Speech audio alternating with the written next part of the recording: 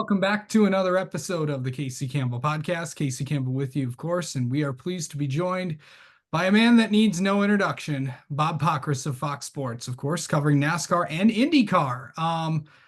First off, Bob, thank you so much for coming on. How are you today?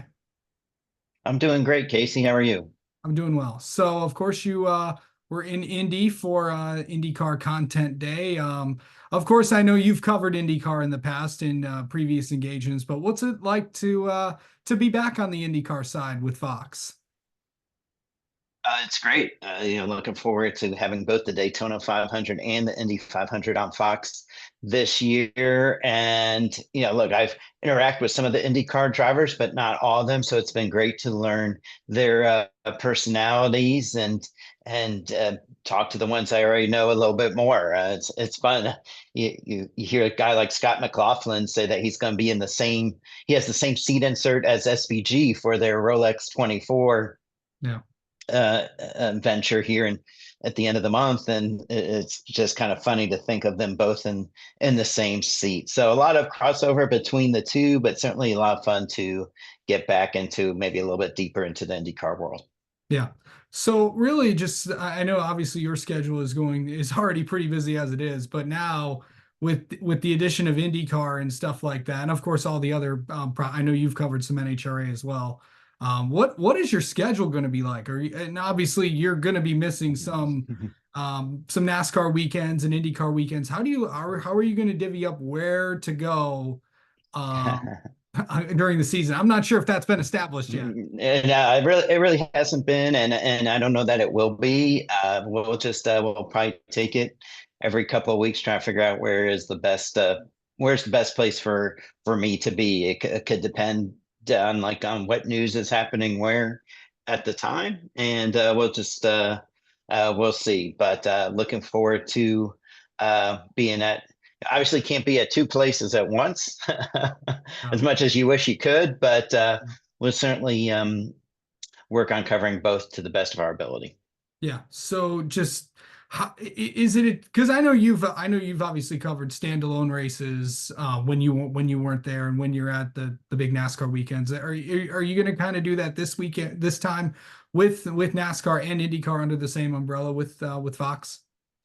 Yeah, a lot of it's still to be determined, but it's again can't be at two places at once, Mhm. but certainly we'll go and we'll do whatever we think's best for all of our Fox uh, kind of brands. When you look at what Yeah. we do on the broadcast side with the races, as well as what we do on the digital and social side through our website and our social channels. Okay. So of course let's go to of course you got the Clash coming up in just a few weeks time, and then of course the Daytona 500, the outlook for NASCAR this year on the Cup side. What are some of the biggest storylines heading in to the 2025 season? Well, I think on the track, when you talk about starting off at Bowman Gray and just going, a throwback race, for the while, the Clash has been the race of, I want to say looking into the future, but trying to create maybe some new fans in the LA market. And this now the Clash is going back to maybe trying to generate some enthusiasm among the traditional fan, right? By going to Bowman Gray. So a little bit different psyche, I would say, to start the year, but they're all short tracks. And I think short tracks and road courses will be the focus this year when you talk about storylines. And will the softer tire that Goodyear brought to Martinsville, the one that seemed to work really well, will that one or something like that be brought to other short tracks this year in hopes of spicing up the racing? Absolutely. Going into this year, some of the on-track storyline. Obviously, we know about everything that's going on off track with NASCAR, with the lawsuit and all that. But what are some of the other big storylines, on track and stuff like that in terms of drivers and expectations and stuff like that? Because obviously there are big storylines heading into the Daytona 500. Yeah, well, I think when you look at the full season, the storyline's always is going to be, is this going to be Denny Hamlin's year, right? We've been saying that That's for true how many too. years now? I don't have enough fingers, and I might need all my toes for that as well. So I think that is going to be one of the storylines. especially with the lawsuit going on. I think you look at what will teams such as Spire do next this season, and kind of now that they've become a little bit more established and they have a veteran presence in Michael McDowell and have more veteran crew chiefs, especially with Rodney Childers over there. You have the front row expansion and three drivers who are what, 26, 27 years old or younger there. What are they going to do? But when I look at teams and I look at teams at Crossroads, I think of RCR, because if Kyle Busch, his last year right now in this contract, Austin Dillon, what is he going to, how is he going to improve on what was really an awful season, except when you look at Richmond, which was good, but then not great. So what are, how are they going to perform, and how they perform, how much does that impact Kyle Busch's future, whether that's at RCR or somewhere else? So I think that's the big, that's kind of the, it's not necessarily the big storyline in Daytona, because I think, when you talk about Kyle Busch, a few years ago when we went to Daytona, he was like, I'm planning on leaving Joe Gibbs Racing, but things kind of developed through the year and he ended up leaving. So would predict the same for him at RCR. I think, you look, he has the same crew chief back, right? I think a lot of people thought, oh, they're going to at least change the crew chief. Nope. Randall Burnett is back, guiding Kyle Busch, and it'll be interesting to see how they do. They came so close to wins at times, but then at other times last year felt like they were way off the mark. Yeah. Okay, I know you mentioned Kyle Busch, in a contract that is in a contract year, but obviously let's get this question out of the way, because I know you're going to get asked this a lot this year by Mm-hmm. all of the NASCAR fans. Who in terms of contracts, who is up after this year?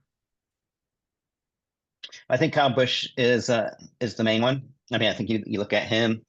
Um, that everybody's gonna wonder about Alex Bowman, even though it was announced that like his deal's through 2026. But you would gotta believe that there's some options there, and there was so much talk last year, and he seemed to perform well when the talk got even hotter about him. So I think you look at him, and it's except for a guy like Kyle Busch, anything can happen, right? Tyler Reddick wasn't in a contract year, and then end up once he got signed by 23XI, they figured out a way to get it done. So I don't think there are too many people that would say, "Oh man, if things don't go sour, that change can't happen." But and the big driver I would look at would be Kyle Busch. Yeah, because as we learned 2 years ago, once Kyle Busch made a move, that's when kind of everything kind of went down and you saw a plethora of moves after that. So we'll see what happens there. In terms of like the Daytona 500 and how many cars we're going to get, obviously we saw that Tricon announced yesterday. Of course, Martin Truex is coming in, and of course Jimmy with Legacy Motor Club. How many entries are we possibly going to expect for the 500? I would say probably 40, uh, 45, right? I think there's going to be 9 open entries. As I see right now, you have the 40 of Allgaier, the 44 of Yaley. You'll have the 15 of Rick Ware Racing. Is that going to be Corey LaJoy, or is LaJoy going to get another ride? I think LaJoy will be in there somewhere, potentially. And is so, is it going to be Rick Ware car? I think we'll see. Um, you'll have the 66 that Mike Wallace is going to drive. That it sounds like that they're expecting to find somebody to fill that ride. And then you got Martin Truex Jr., Jimmy Johnson, Elio Castro Neves, and you also have the Beard car with Anthony Alfredo. Yeah. So obviously Elio would get that provisional if he doesn't qualify naturally. So there could be 41 cars instead of 40, but obviously Castro Neves wants to make the race uh, naturally, because that way they would get paid for for racing. If they get in through either the duels or qualifying, they get a check. If they use that provisional, they don't get a check. Okay. And you mentioned one of the new rules that, with the 41st entry. I know NASCAR released a ton of rule changes yesterday. Obviously, the biggest one surrounding the most notable one out of all of them, and I know they're all pretty notable, but the DVP clock. Can you just explain what is changing about that? Yeah, so pretty much now there's going to be an area in the garage where teams can work on their car. So if they go beyond the DVP clock or their car is towed to the garage, they can work in this area, and then they'll have one chance to get back on track and meet minimum speed. It's The thing is that with the next gen car, there aren't as many parts and pieces that you can replace as there were previously before the next gen car when the DVP was developed. So I wouldn't expect people to be sitting there for an hour because there's just not that much you can do. You can't replace certain pieces. You can't you can't really weld the chassis, right? Or do anything that that is a part that you can't touch. So I don't expect it to be a huge change, but I do expect, especially like if a team has a suspension that it needs to work on or something like that, that they might be back there for, 30 or 40 laps. Okay. And Xfinity and trucks it's the same as last year, correct? Correct. Yes, because remember, Xfinity and trucks, they don't have the next gen. So you would be talking about a lot more parts and pieces potentially that they could be working on. And one of the reasons for this was to keep mechanics from working under hot car with fluids dripping on them and sharp edges, and then having them go back out and having the car fall apart on the track and create more debris cautions. I think they look at Cup and say, okay, they're going to be able to change these things.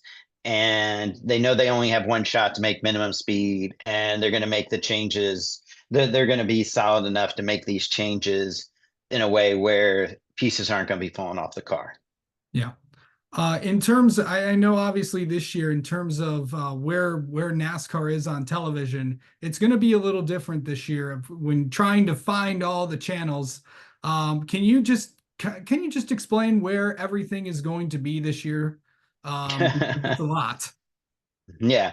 So during the first 14 races, they'll be on Fox for Cup. First 14 Cup races are on Fox. The next five will be on Amazon Prime Video. The next five on TNT, and then the final 14 on NBC or USA.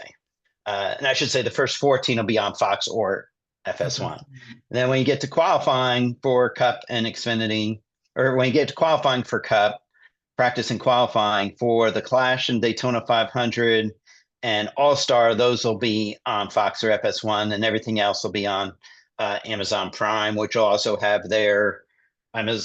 for their Amazon races, they'll have their practice and qualifying. And then over the second half of the year, practice and qualifying will be on True TV and Max. Okay. So that's where that'll be. Xfinity, CW for everything, and then trucks, Fox and FS1 for everything. And of course, don't forget the big ARCA race will also be on Fox too for Daytona. So that'll be Yeah. exciting there. In terms of, I feel like I need to get a couple of IndyCar questions in here. Of course, the big, St. Pete, March 2nd, of course, all the races will be on Fox. What are we looking for in that series? Because I know this is the first year of the charter system. This is also 27 cars on the grid and stuff like that. What are some of the big storylines heading into the IndyCar season, Bob? Oh, I think the biggest storyline is just, are you going to have somebody dominate, maybe like Alex Blow did a couple of years ago, or will it be more? Will there be more parity and will consistency win the title like Alex Blow had last season? I think you got the hybrid technology that continues for the full season and the first time at the Indy 500. And then you just look at all the new faces, new places. You've had changes at McLaren and at Andretti and at Ray Hall and at Meyer Shank and others. And so I think it'll be very interesting to see how all the new drivers fit into their new homes. Especially, I really want to see what Alexander Rossi can do at Ed Carpenter Racing. That especially because that team is so good at Indianapolis, right? It's usually so fast at Indianapolis. I'm really intrigued to see whether Alexander Rossi will be a player when it comes to the final laps in the Indy 500. Yeah. And then of course, going into the rest of the season, to cover the Indianapolis 500 again, what is that event like? I know you've covered it in the past, but what is it like to go to Indy and just be a part? Because that is a day amongst itself. Yeah, well, I think the Indianapolis 500 more than any other is just it's so rooted in the community. I mean, I moved to Indianapolis when I was 10. So, when they sing Back Home Again in Indiana, you might say, well, that's just a song. But, I learned that song in elementary school, choir. So when they sing that, it brings everybody back to their roots. Every, you know, I was in the Boy Scouts and we set up chairs for the Indy 500 parade the day before the race. Everybody knows who these drivers are, without looking at their uniform to see what their name is, right? So it is something that, I mean, if you're from that area, it's something that you do. It's something that's ingrained into the culture, and that enthusiasm for it is like no other. I mean, look, senior skip day, if you go to school in Indiana, is going down to the Indianapolis Motor Speedway to go watch practice. It's so that and it's because of that enthusiasm and because of that. If you're not interested in the racing, you go and you stand in the snake pit and watch a concert, or you just go for the atmosphere. So as much as it is being a great race, it is just one of those events that is just ingrained in the culture of Indiana and the Midwest, and ingrained in the culture of motorsports. And I know you have ties to Indiana. I know you are from there. Of course, you're also a graduate of Indiana University as well. So, um, should be I know and I it's from what I've learned, it's huge. It's the big deal. It's the biggest event and the greatest spectacle in racing as well. So, should be a fun one to go back there. All right. Well, Bob, thank you so much for the time as always, and congrats on getting to cover IndyCar again, and can't wait to see you out there for a fun 2025 season. Yeah, it's going to be great. It's just looking forward to another great NASCAR season, as well as the launch of IndyCar on Fox.